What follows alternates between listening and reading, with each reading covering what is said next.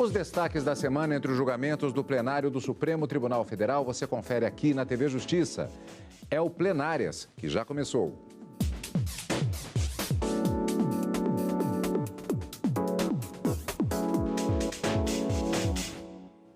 Hoje, com os principais momentos da sessão do dia 31 de outubro de 2018. Karina, foi uma única sessão, mas com um julgamento, inclusive, que se estendeu com vários votos, até pela importância do tema. Exatamente. Liberdade de expressão, que coincide, inclusive, com a finalização do mês de outubro, mês em que se comemoraram os 30 anos da chamada Constituição Cidadã. Liberdade de expressão, liberdade de pensamento e ideias no âmbito das universidades em todo o Brasil e toda essa discussão envolvendo o princípio da livre autonomia universitária, como prevê a Constituição Federal. O único julgamento realizado nessa semana, na quarta-feira, envolveu um pedido da Procuradora-Geral da República que discutia a constitucionalidade, a legalidade de decisões judiciais proferidas por juízes eleitorais e ações do poder público em determinar que a busca e apreensão de materiais de campanha eleitoral que se encontrassem dentro das universidades e que, de uma certa forma, também cerceavam essa liberdade de pensamento e ideais no âmbito das universidades, na medida em que essas decisões também determinavam vamos dizer assim, uma limitação dessa manifestação do pensamento envolvendo matéria política, matéria eleitoral e as discussões envolvendo esses assuntos. Os ministros se debruçaram na quarta-feira para analisar o referendo da medida cautelar que já havia sido deferida pela relatora ministra Carmen Lúcia e, por votação unânime, todos os ministros confirmaram a decisão da ministra Carmen Lúcia e acabaram referendando a medida para entender que repudia-se todos aqueles atos que, de uma certa forma, no afã de se aplicar a lei eleitoral, no sentido de que aquilo seria uma propaganda eleitoral irregular, acabava cerceando a liberdade de manifestação e liberdade de pensamento dentro desse princípio que é a liberdade e a autonomia das universidades, conforme consagrado pela Constituição. Votos bastante alongados, votos aprofundados envolvendo esses princípios que são os pilares, dentre outros, mas que são um dos principais pilares da democracia e do Estado democrático brasileiro. E como você mesmo disse, Cadu, encerra-se nesse dia 31 de outubro, né, o mês em que se comemoram os 30 anos da Constituição Federal. Uma Constituição inovadora, uma Constituição que trouxe de volta o Estado democrático e o Estado de Direito, trazendo uma segurança muito maior a todos os cidadãos. Vários direitos que não eram consagrados no texto constitucional anteriormente passaram a ser constitucionalizados. Então, nós tivemos a constitucionalização de vários direitos que antes eram regulamentados pelo direito civil, pelo Código Civil, direitos, o direito penal, o habeas corpus, como garantia da liberdade de ir e vir, diversos remédios constitucionais que não haviam nas constituições anteriores, como o mandado de injunção, o habeas data, as ações de controle de constitucionalidade, que antes existia apenas a ação direta de inconstitucionalidade. Com a Constituição de 88, surgiu a ADPF, que inclusive foi o tema tratado na quarta-feira, uma arguição de descumprimento de preceitos fundamentais, cujo julgamento só cabe ao Supremo Tribunal Federal, foi uma das inovações trazidas pela Constituição de 88. Portanto, fechando o mês de outubro, 30 anos do documento principal utilizado para orientar os trabalhos dos ministros do Supremo Tribunal Federal, particularmente nas sessões plenárias do STF, que você acompanha sempre aqui. E nesta sessão plenária, bem a propósito disso, a questão do tema da liberdade de expressão. Então, para revermos, para acompanharmos, orientarmos já a reportagem que vamos ver agora, o plenário do Supremo Tribunal Federal manteve liminar e suspendeu ações policiais autorizadas pela Justiça Eleitoral em universidades. A sessão foi dedicada, desta quarta-feira, a debater o assunto e a liberdade de expressão garantida pela Constituição Federal. Universidades públicas de pelo menos 9 estados brasileiros foram alvos de operações autorizadas por juízes eleitorais. As ações apuraram denúncias de que campanhas político-partidárias estariam acontecendo dentro das instituições. Contra esses atos, a Procuradora-Geral da República, Raquel Dodge, entrou com uma ação no Supremo. Na sessão desta quarta-feira, a PGR voltou a repudiar o episódio e defendeu que se restabeleça a liberdade de expressão e de reunião de estudantes e professores. Democracia não admite rupturas, não admite atalhos, não admite intolerância, repulsa o ódio e a violência. As universidades, desde o medievo, são espaços de liberdade de expressão e de opinião, do debate e de manifestação. Durante o julgamento também falaram representantes de entidades ligadas a magistrados, docentes e instituições federais. Para a advogada do Sindicato Nacional dos Docentes das Instituições de Ensino Superior, a autonomia das universidades garante o desenvolvimento do cidadão. A universidade é um espaço democrático e que só pode florescer em um ambiente em que se respeitem a livre manifestação de pensamentos, a liberdade de expressão das ideias, o direito de crítica e o direito de protesto. Garantias essenciais para que a comunidade universitária possa exercer em plenitude o seu papel na educação do nosso país. Por outro lado, o advogado da Associação dos Magistrados Brasileiros disse que não houve irregularidades nas decisões dos juízes eleitorais. Fora do período eleitoral, não haveria problema algum com a realização de uma aula pública, mas se assemelharia a uma assembleia, um comício, que tratasse não apenas do fascismo, como até mesmo de um governante. Agora, no período de propaganda eleitoral, no entanto, uma aula pública, destinada a falar do perigo da candidatura de fulano ou beltrano, configura propaganda eleitoral vedada pela legislação. A ministra Carmen Lúcia destacou ao longo do voto que a única força legítima para invadir as universidades é das ideias livres e plurais. Segundo a relatora, esses atos nas universidades estão longe de qualquer um dos princípios que asseguram a democracia. Não há sociedade que se sustente vivendo em estado de rixa ao invés do diálogo, de conflito ao invés de consenso, de confronto ao invés de convergência. O diálogo com o diferente faz parte. Aliás, o diferente faz cada ser humano ser o que ele é. A diferença torna cada ser humano único porque desigual em sua identidade, embora garantida a sua igualdade para a sua dignidade. Os demais ministros acompanharam o voto da relatora. Sua Excelência lembrou todos os precedentes desta Corte no sentido de garantir a liberdade de expressão e também quanto ao cabimento da medida, citando os precedentes existentes, um deles, inclusive, da lavra de Sua Excelência, ministra Carmen Lúcia. E depois farei juntada de voto por escrito e, nesse sentido, voto no sentido de acompanhar a eminente relatora. Como que uma decisão judicial pode proibir a ocorrência de uma aula que vai ocorrer ainda? Veja, a Constituição, no caso da liberdade de reunião, é muito clara. Não se exige autorização, prévia comunicação, só para que as autoridades públicas possam garantir a segurança, possam mudar o trânsito, possam garantir o bem-estar das demais pessoas. Mas aqui ocorreu o contrário. É na educação que o livre debate de ideias, o intercâmbio de visões de mundo e o contraste de opinião têm livre curso. Somente esse ambiente prepara as pessoas para reconhecerem na pluralidade o melhor governo, a melhor decisão, a melhor lei e o melhor argumento. Nosso futuro depende do espírito de criação dos homens de pensamento, principalmente dos jovens.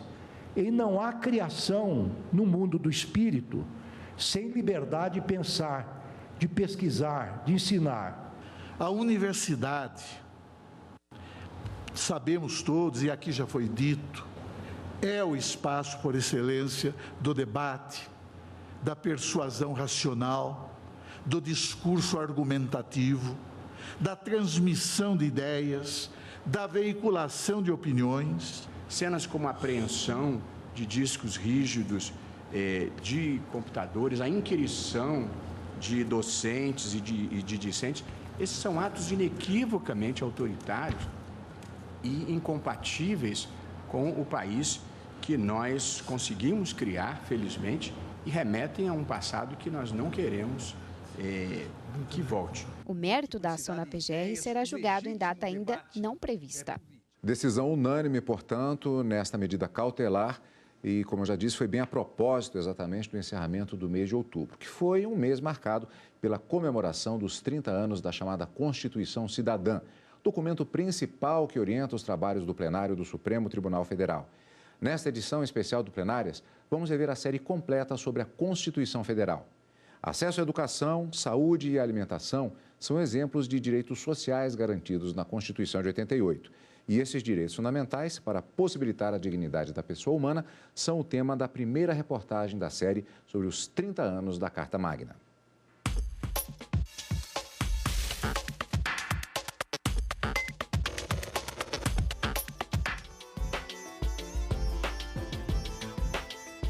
Estamos no centro da capital do país, exatamente na frente do Congresso Nacional. Foi lá que há 30 anos nascia a Constituição Federal de 1988. Marcada pelo momento histórico de retomada da democracia, a Carta Magna trouxe com ela os direitos sociais, acesso universal à saúde e à educação, garantia de trabalho, moradia, transporte e lazer, cuidados com a maternidade e com a infância, um leque de proteções hoje destinado a mais de 208 milhões de brasileiros. Ela tem mais a ver com esse contexto de intensa mobilização de inúmeros setores sociais para a conquista de direitos e do retorno ao voto.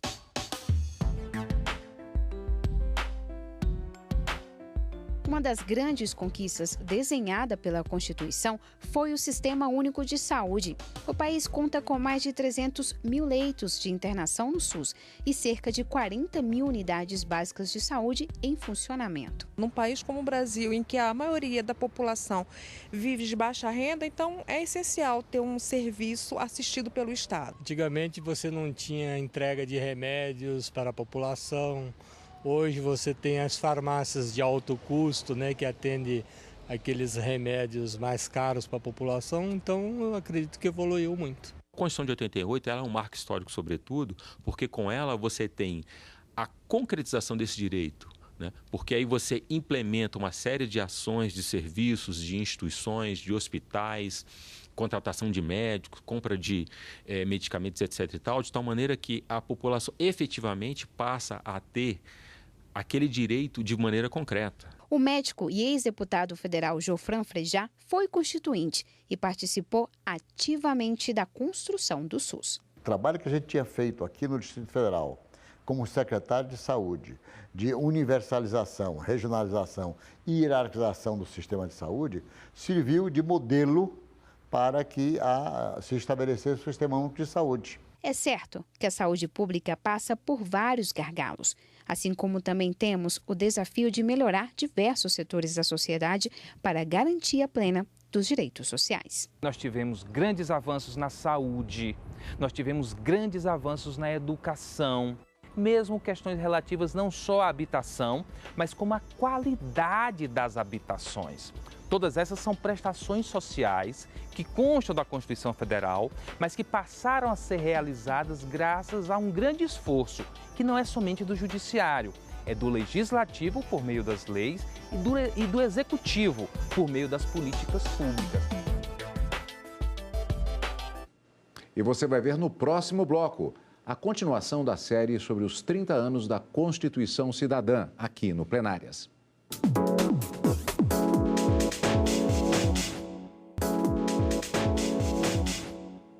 Estamos de volta com o Plenárias. Na edição de hoje, estamos revendo a reportagem especial da TV Justiça sobre o documento maior que orienta as decisões dos ministros do Supremo Tribunal Federal, a Constituição Cidadã, que completou 30 anos neste mês de outubro. Os direitos humanos são direitos inerentes a todos, independentemente de raça, sexo, nacionalidade, etnia, idioma, religião ou qualquer outra condição. Eles estão garantidos na Constituição Federal de 88. Na segunda reportagem da série sobre os 30 anos da Carta Magna, você vai ver que os direitos humanos são a base para o exercício de viver em sociedade.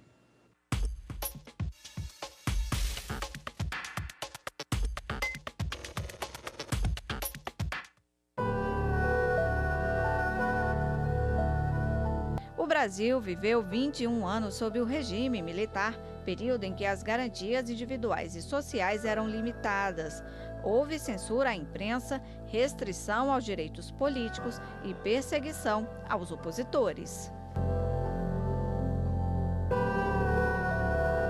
Apesar de o Brasil ter aderido à Declaração Universal dos Direitos Humanos da ONU em 1948, esses direitos só foram garantidos no país com a promulgação da Constituição Federal de 88. Na Constituição de 88, a gente tem a internalização de alguns desses direitos humanos na nossa Carta, e em seguida temos os tratados internacionais, como o Pacto de São José da Costa Rica, a Convenção de Pequim, que o Brasil é signatário, que faz então esse compromisso internacional de estar sempre fiscalizando e implementando esses direitos no âmbito nacional. A Constituição de 88 estabeleceu a dignidade da pessoa humana como um princípio fundamental e traz um capítulo inteiro dedicado aos direitos fundamentais. No artigo 5º, a garantia da inviolabilidade do direito à vida, à liberdade, à igualdade, à segurança e à propriedade. Ela deu um banho, mergulhou o país nas liberdades. Liberdade de falar tudo o que penso, respondendo quando eu me excedo. Liberdade para ir e vir.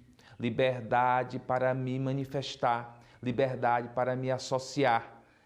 As mais variadas liberdades. A partir do momento que os direitos dos cidadãos são garantidos na Constituição Federal, o Poder Judiciário passa a poder ser provocado quando, de alguma forma, algum deles deixa de ser assegurado. Nesses 30 anos, muita coisa mudou no país e a Justiça acompanhou essa mudança de comportamento. A Constituição de 88, por exemplo, reconhece como entidade familiar a união estável entre homem e mulher. Num julgamento histórico, o Supremo Tribunal Federal reconheceu a união estável entre pessoas do mesmo sexo. Os direitos humanos, eles são base do nosso ordenamento jurídico. Quando a gente está falando em processo civil, em processo penal, em Código Penal, Código Civil, a gente também vê, né, esses direitos humanos sempre presentes e eles são a base para o exercício de viver em sociedade. A participação popular no processo político está assegurada na Constituição Federal de 88. Na terceira reportagem dos 30 anos da Carta Magna, a conquista dos direitos políticos.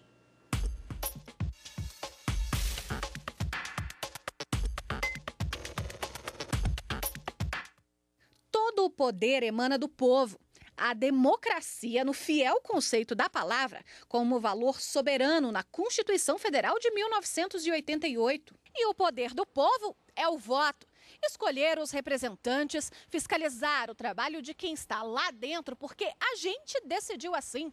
A Constituição Cidadã que garantiu a todos nós um Estado democrático de direito que, desde então, mudou a vida no Brasil. Essa Constituição transformou o Brasil, garantiu as instituições, o desenvolvimento social, o desenvolvimento econômico, a diminuição das desigualdades pessoais, sociais, culturais, das desigualdades sociais e regionais também. Entre esses direitos, os políticos, o voto direto e secreto, com valor igual para todo mundo. A Constituição de 88 deu ainda o poder de escolha aos analfabetos, aos maiores de 70 anos e aos jovens entre 16 e 17. Mais que uma conquista de um direito, é um convite a um pensamento político, que se comece a pensar a política desde cedo. Apesar disto, ao longo dos anos, os eleitores têm sentido uma certa dificuldade para ter acesso aos nossos representantes. A gente podia ter mais contato, por exemplo, com os deputados, com os senadores. Eu sinto, como estudante, muita falta disso. Mas, em 30 anos, os cidadãos ganharam também a possibilidade de participar da política de A a Z. Não apenas votar, mas também ser votado, fazer a diferença na linha de frente. Para definir estes parâmetros constitucionais, mais uma vez o povo foi protagonista. Ao longo da Constituinte, o Congresso Nacional recebeu milhares de manifestações populares, em forma de carta ou de protesto. Homens e mulheres comuns que lutavam para ter direitos e muitos pedidos foram atendidos. A Constituição sobreviveu claramente, conseguiu gerir com as suas instituições as crises políticas que houveram, que era o impeachment do presidente Collor, que era o impeachment da presidente Dilma. As instituições estão funcionando, nós estamos evidentemente com um gap de transição entre gerações no que diz respeito aos novos políticos que aparecem, e tudo isso é normal no processo democrático. E até hoje é assim. Se algo precisa ser mudado, tem um instrumento só para isso. As emendas constitucionais são importantíssimas para a modernização da Carta de 88. O Brasil de hoje não é mais o de 30 anos. Demandas reprimidas surgem e, com elas, a necessidade de mudanças. Eu posso destacar 3 pontos que são muito interessantes. Um seria a questão da reeleição, que foi por meio de emenda à Constituição, a possibilidade de você ter a reeleição por uma vez, né? A outra que eu posso destacar também é a questão da coligação, e da cláusula de barreira, que são, na verdade, aparentemente restrições ao pluripartidarismo, mas que, na verdade, visam aperfeiçoar o processo político. Né? E nós temos, por fim, a questão da lei da ficha limpa. Do Executivo ao Legislativo, a Constituição Cidadã abriu as portas de um Brasil plural e com gente cheia de vontade de fazer parte da construção de um país melhor. Eu me importo muito em saber como se estruturam as propostas aqui, porque eu não tenho essa colocação muito de tradicional, etc. Então eu preciso muito construir as ideias em cima dos políticos que eu vou votar.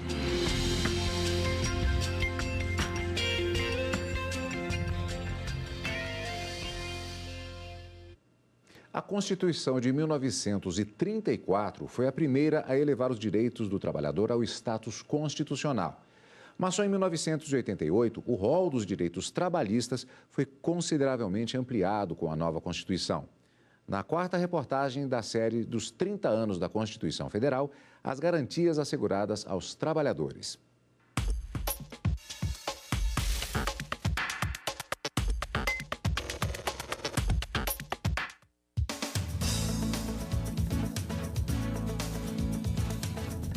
Na Constituição Cidadã, direitos individuais, ambientais, políticos, do consumidor e de quem move a economia do país, o trabalhador.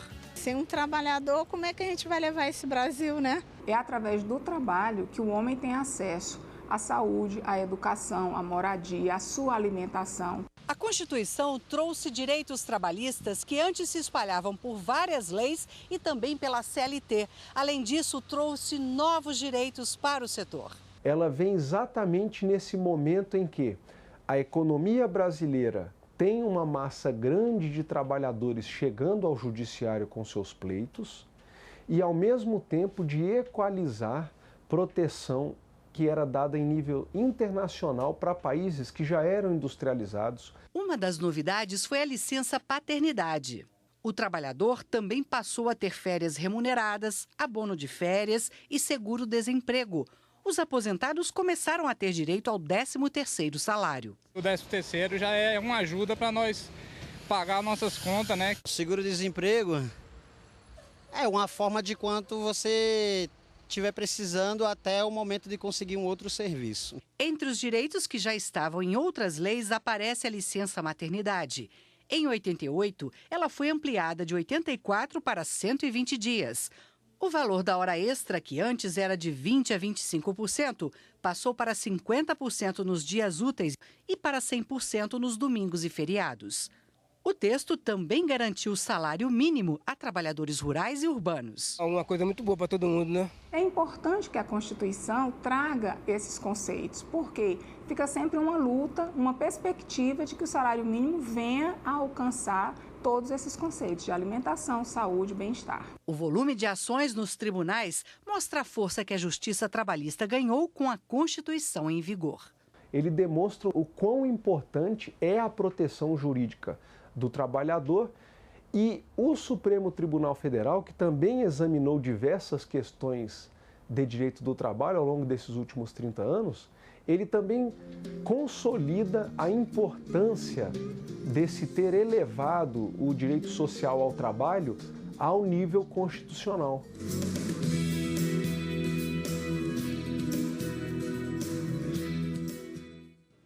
A Carta Magna de 88 foi a primeira das constituições a tratar diretamente do meio ambiente.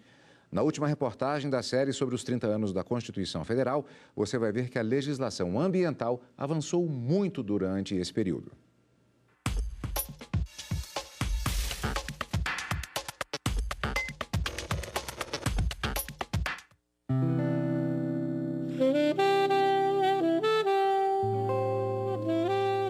As florestas naturais correspondem a cerca de 61% do território brasileiro. Temos 6 tipos de biomas com diferentes características.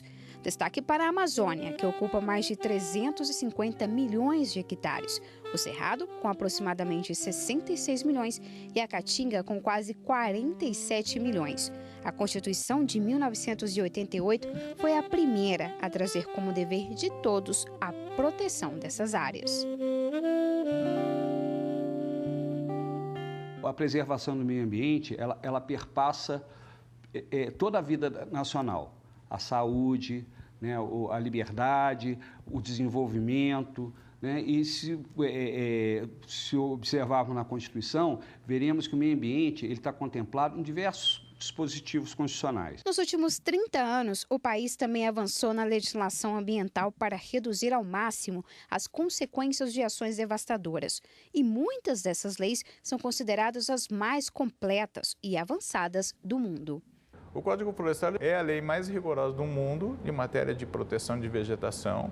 Nenhum país do mundo restringe o uso da propriedade em até 80%, que é o que acontece na Amazônia. A nossa legislação de proteção de nascente dentro do Código é a norma mais restritiva do mundo. Tem o programa de recuperação ambiental, tudo é registrado por imagem satélite. A garantia dessas normas é fundamental, ainda mais no momento em que o mundo acende um sinal vermelho e põe em alerta todos os países. O Brasil é considerado a maior potência hídrica do planeta. E ao olhar para essa imensidão, a gente nem pensa que um dia a água pode acabar. Desde 2014, o país passou a se deparar com a crise hídrica, níveis baixos nos reservatórios, que levou inclusive a capital federal a viver 1 ano e 5 meses de racionamento. E esse é apenas um dos desafios que nos aguarda. Hoje, em meia geração, a gente percebe a mudança do clima, o aquecimento e os problemas que isso traz, e nós temos que agir de uma forma bastante urgente, não temos tempo de perder. Já que a responsabilidade da preservação ambiental, segundo a Constituição Cidadã, envolve a todos, setor público, privado, eu e você, somos chamados a mudar de atitude para garantir que as futuras gerações contem com um Brasil ecologicamente equilibrado.